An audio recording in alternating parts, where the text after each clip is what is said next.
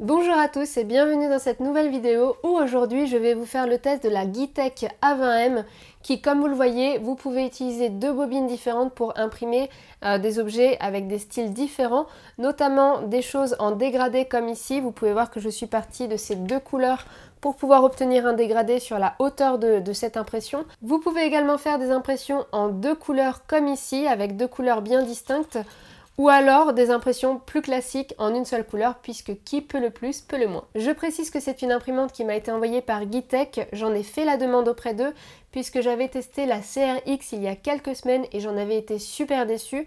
J'étais un petit peu frustrée et du coup j'avais envie de tester une autre imprimante en dual color, d'autant plus que celle-ci nous propose des dégradés que la CRX de Creality ne nous permettait pas de faire. Et étant donné qu'elles sont très rares à nous proposer de faire des dégradés, j'avais vraiment envie de tester. Donc voilà, et écoutez, je vous propose de passer au test sans plus tarder. Commençons d'abord par voir les caractéristiques de cette imprimante. C'est donc une imprimante qui est compatible Windows, Mac et Linux, avec la possibilité de lancer une impression depuis l'ordinateur via le câble USB ou avec la carte SD qui est fournie. Son volume d'impression est de 25 cm de côté avec une qualité de 100 microns au maximum. Comme je le disais en intro, c'est une imprimante double couleur avec possibilité de mixer les deux couleurs entre elles. Elle a un plateau chauffant, un détecteur pour chaque filament et la possibilité de reprendre l'impression après une coupure de courant. Comme d'habitude, on va voir dans le détail tout ce qu'on trouve dans le carton, à commencer par la structure. Donc ici, la structure supérieure qui va accueillir les deux moteurs d'extrusion et les deux bobines pour pouvoir extruder avec une seule buse. Ici, on a la structure inférieure qui va donc permettre au plateau de bouger. C'est d'ailleurs un plateau qui est en verre, un peu style Ultra Base.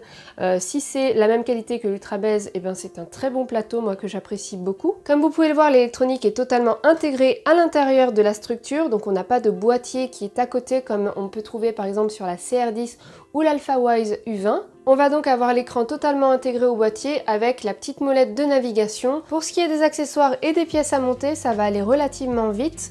On peut déjà voir qu'on a deux supports de bobines, les petites molettes et les petits ressorts qu'on a trouvé un peu en vrac dans le carton. Ça va nous permettre de faire le réglage du plateau, vous verrez ça un petit peu plus tard. Ici, on a de la visserie avec une carte SD de 1 Go. Là, on a une nouvelle fois de la visserie. Quelques outils pour la maintenance et le montage de l'imprimante. On va ici retrouver les deux moteurs d'extrusion, donc un pour chaque couleur. Ensuite, on va avoir ces deux tubes PTFE de rechange puisqu'on en a déjà deux d'installés sur l'imprimante, donc c'est toujours bien d'en avoir de rechange. On va également avoir deux échantillons de PLA, un câble USB pour relier à l'ordinateur l'imprimante, quelques serre-fils pour organiser les câbles. On va évidemment avoir le câble d'alimentation et pour finir dans les accessoires, Gitech nous offre un tapis de souris qui est, ma foi, pas très utile. J'aurais personnellement préféré qu'il nous donne plutôt une spatule pour décoller les impressions puisque ici on n'a quasiment pas d'accessoires. Mais enfin voilà, au moins si vous manquez de tapis de souris, vous en avez un gratuitement. Et ensuite pour le montage, on va pouvoir s'aider de ce guide qui est illustré et en couleur. Je pense que ça va aller relativement vite puisqu'il n'y a pas grand chose à monter. Voilà, vous connaissez maintenant tout le contenu du carton, on va maintenant passer au montage. La première chose qu'on va pouvoir faire, c'est resserrer le plateau pour qu'il soit bien stable. Pour ça, c'est très simple, on va utiliser la clé plate qui est fournie et on va pouvoir tourner les deux écrous excentriques qui se trouvent sous le plateau. Ça aura pour effet de les rapprocher plus ou moins du profilé aluminium. Lorsque vous le faites glisser sur son axe, vous devez voir qu'il est bien stable sans pour autant avoir des difficultés à le faire glisser. Voilà, on peut maintenant remettre le plateau chauffant par-dessus et j'en profite aussi pour vous préciser que c'est un plateau en verre de type Ultra Base, je vous en avais déjà parlé dans une dernière vidéo. Il est donc de très bonne qualité, j'en suis personnellement satisfaite. L'avantage avec celui-ci, c'est que l'impression se détache super facilement lorsque le plateau est bien refroidi. Comme toutes les imprimantes avec une structure similaire à celle-ci, il vous faudra assembler la partie du dessus à l'aide de 4 vis, 2 de chaque côté. On va maintenant pouvoir fixer les extrudeurs sur le dessus de la structure et non sur l'axe directement. Le choix n'est pas mauvais puisque ça évite de surcharger et d'alourdir l'axe X. C'est l'axe qui permet le déplacement de la buse lors des impressions. On ajoute les deux détecteurs de fin de filament à l'arrière de chaque extrudeur. Le montage est maintenant presque terminé. On peut placer les deux supports de bobine juste au-dessus. On place les tubes PTFE qui permettent de bien guider le filament jusqu'au corps de chauffe. La fin de course sur l'axe Z est fixée sur du plexi. Ici, ils ont laissé la protection, donc je dévisse légèrement les vis pour pouvoir retirer le film protecteur. C'est un peu chiant, mais ce n'est qu'un détail. Pour finir, on va pouvoir s'occuper du câblage. Ici, rien de plus simple puisqu'il y a des étiquettes sur chacun des câbles pour pouvoir vous guider. Et en plus, je vous ai fait un petit plan si vous ne connaissez pas les lettres de chaque axe.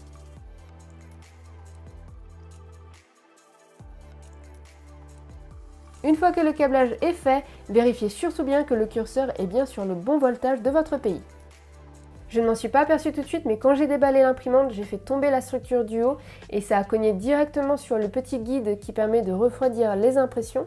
J'ai donc dévissé cette pièce pour pouvoir recoller tous les morceaux à la superglue et pouvoir continuer ma vidéo. Mais je réimprimerai bien évidemment cette pièce un peu plus tard pour pouvoir remplacer totalement et que ce soit plus propre.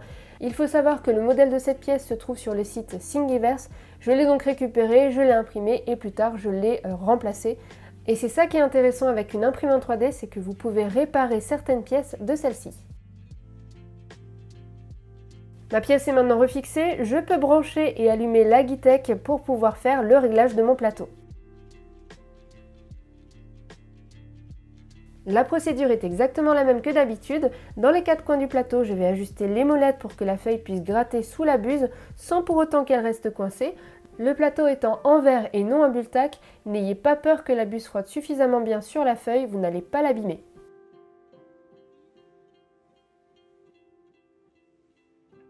La Logitech est maintenant prête, je choisis deux couleurs de bobine et j'insère le filament jusqu'à la butée.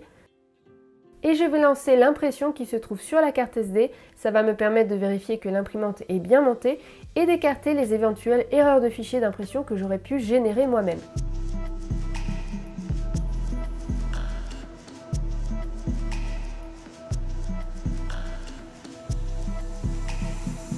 Et voici la toute première impression que j'ai pu réaliser avec cette imprimante. La qualité est vraiment bonne, par contre on peut avouer que le mélange blanc-orange n'est pas vraiment une super couleur de mélange. Voilà, je le saurai. Et on peut aussi remarquer que le dégradé se fait d'une manière un peu bizarre. Donc je vais continuer à faire quelques impressions et puis on va voir un petit peu ce que ça donne.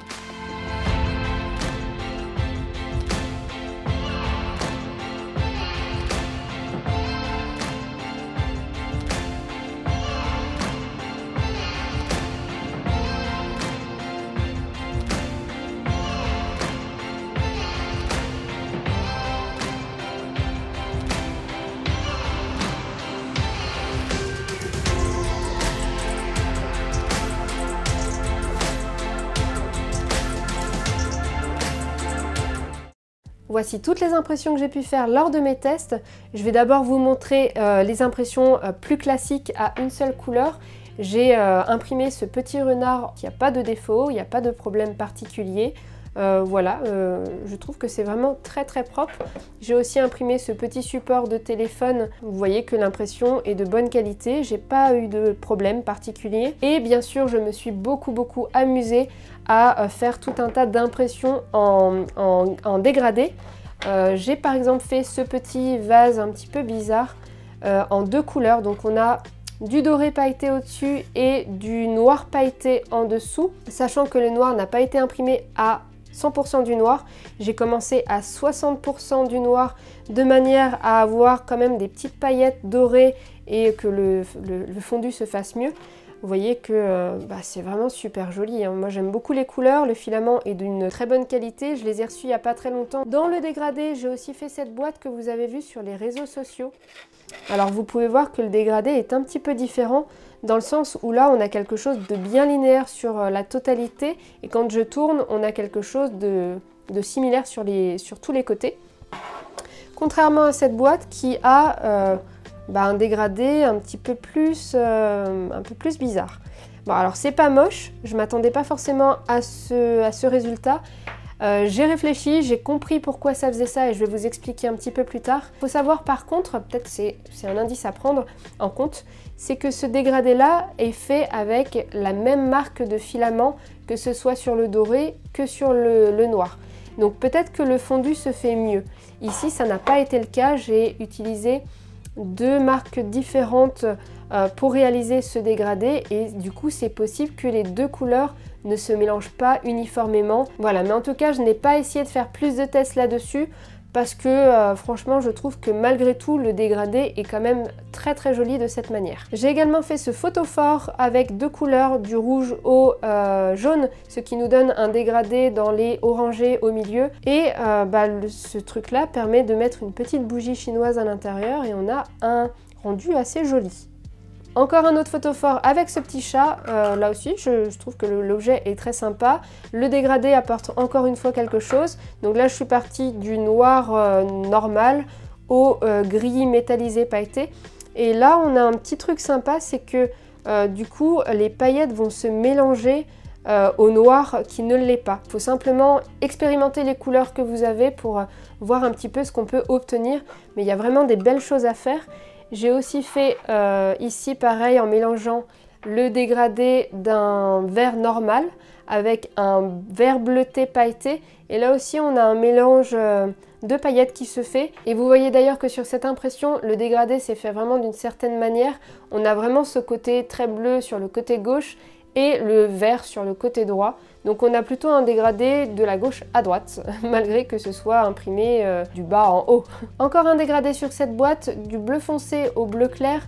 J'ai d'ailleurs mal collé cette boîte, j'aurais pu mettre un petit peu plus de colle au milieu. Il faut savoir que là ça a été imprimé en 3 parties, c'est-à-dire que les parties claires collaient au niveau du plateau et du coup progressivement on est allé jusqu'au bleu foncé et en collant la boîte on a évidemment du bleu clair au bleu foncé jusqu'au bleu clair. Donc là aussi il y a des effets un petit peu sympas à faire et la boîte moi je la trouve vraiment sympa.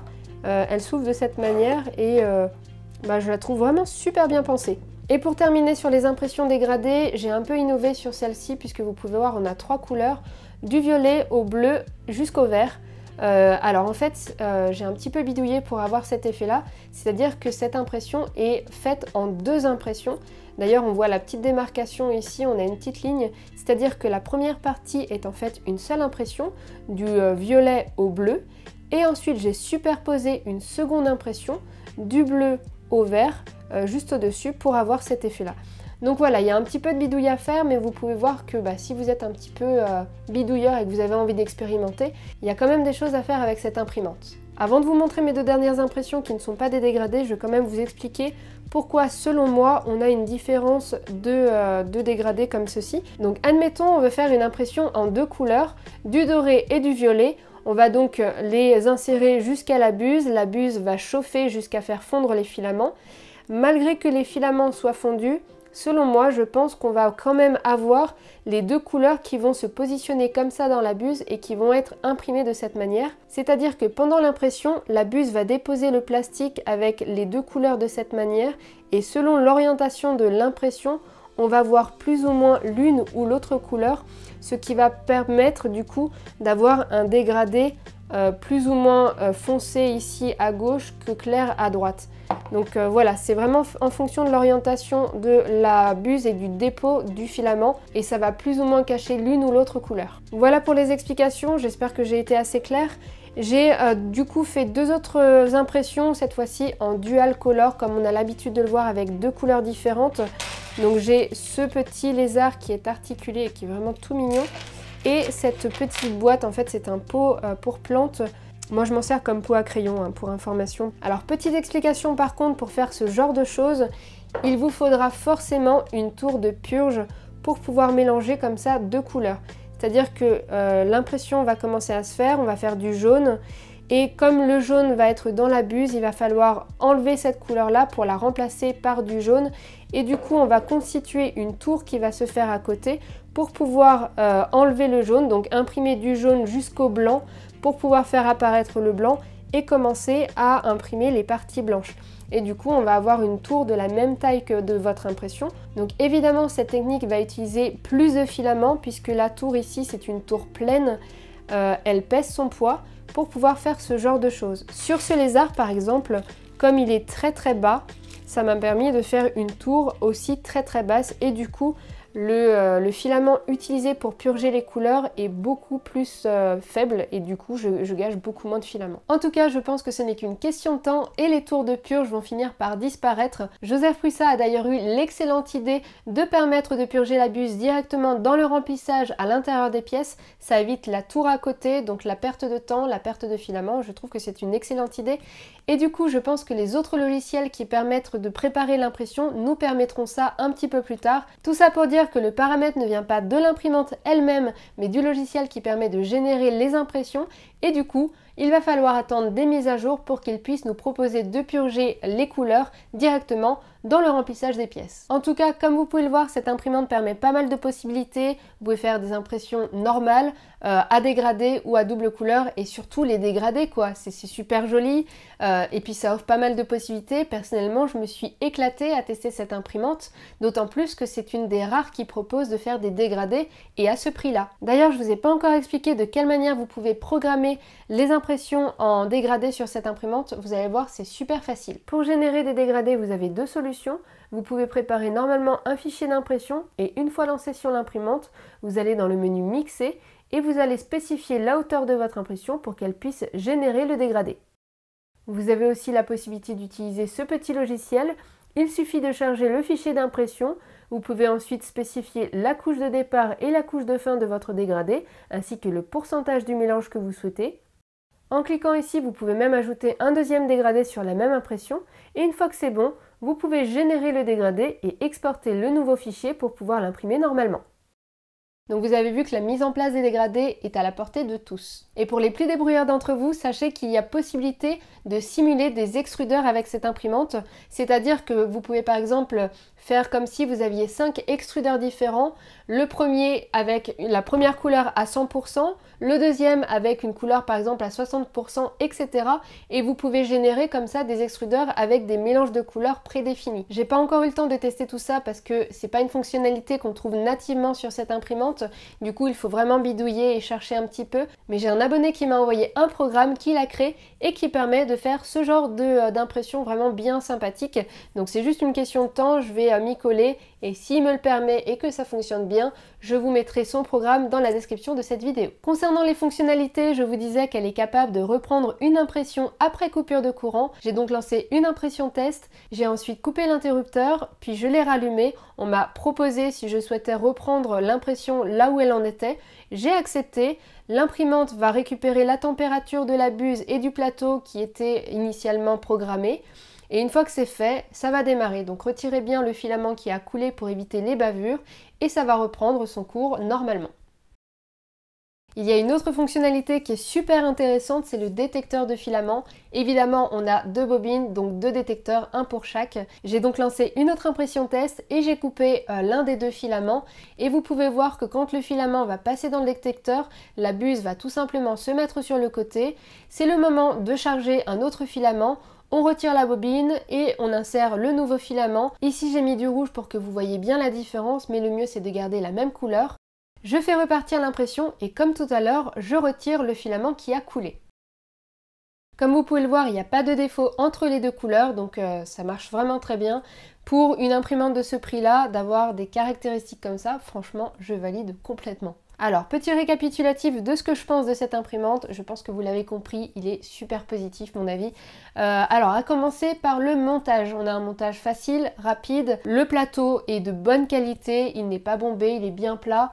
Et voilà, c'est un plateau de type Ultra Base, c'est un plateau qui coûte entre 30 et 40 € sur Amazon, donc là qu'il soit natif avec une imprimante de ce prix-là, franchement c'est cool. Il y a des caractéristiques super sympas, le détecteur de filaments pour chaque filament, la reprise d'impression, ça aussi pour le prix c'est vraiment super chouette d'avoir ça. Je vous en avais pas parlé encore mais ils ont prévu de mettre un BL Touch directement à côté de l'extrudeur et un branchement qui se fait directement ici sur le côté, donc vous n'avez même pas à ouvrir le boîtier entier pour pouvoir le brancher. Et pour ceux qui ne savent pas ce que c'est le BL Touch, c'est en fait un petit capteur qui permet de capter le plateau. Donc à chaque début d'impression, vous avez le capteur qui va palper à certains endroits du plateau pour voir s'il est bien paramétré, s'il est bien réglé. Et si c'est pas le cas, ça va vous permettre de faire votre impression en suivant l'inclinaison de votre plateau et d'éviter les ratés. Et évidemment, dans les points positifs, et j'aurais dû vous le dire en premier, c'est la qualité d'impression et toutes les possibilités qu'elle offre. Le dégradé, c'est vraiment pour moi une fonctionnalité qui est géniale. Vous achetez 2 couleurs et vous avez plein de couleurs avec ces 2 couleurs. Donc évidemment, c'est juste génial. Concernant les choses que j'ai un peu moins aimées sur cette imprimante, c'est la position des supports de bobine et des extrudeurs qui se trouvent juste en dessous. C'est pas évident de mettre la bobine, de viser avec le filament qui est pas visible pour nous et de tâter un petit peu comme ça, voilà. C'est pas forcément très intuitif. J'espère vraiment qu'ils vont améliorer ça sur leur prochaine version, je l'espère. Aussi, elle est un peu bruyante. C'est une imprimante qui fait pas mal de bruit. Autre petite chose, c'est qu'elle est livrée avec très peu d'accessoires. Il manque par exemple la spatule ou la pince qui permet de couper le bout des filaments fondus et de pouvoir les insérer plus facilement dans le tube. Bon, à vrai dire, c'est un faux point négatif étant donné qu'au prix de l'imprimante, avec ce qu'elle propose, bon, c'est pas grave si on utilise quelques euros pour acheter la spatule et la pince. Bref, vous l'aurez compris, c'est vraiment une imprimante que j'adore personnellement. Je ne peux donc que vous la conseiller si vous avez envie de faire un petit peu des choses fantasy avec des dégradés, tout ça. Franchement, allez-y, foncez.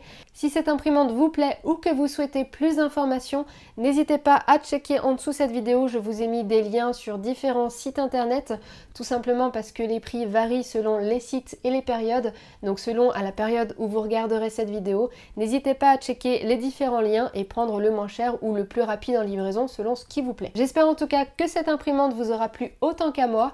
N'hésitez pas à me donner votre avis dans les commentaires de cette vidéo. Vous pouvez également liker la vidéo si elle vous a plu et la partager, ça fait toujours plaisir. Vous abonner ici à la chaîne en cliquant sur le rond qui s'affiche à votre écran. Et moi, je vous dis à très bientôt dans une prochaine vidéo. Bye!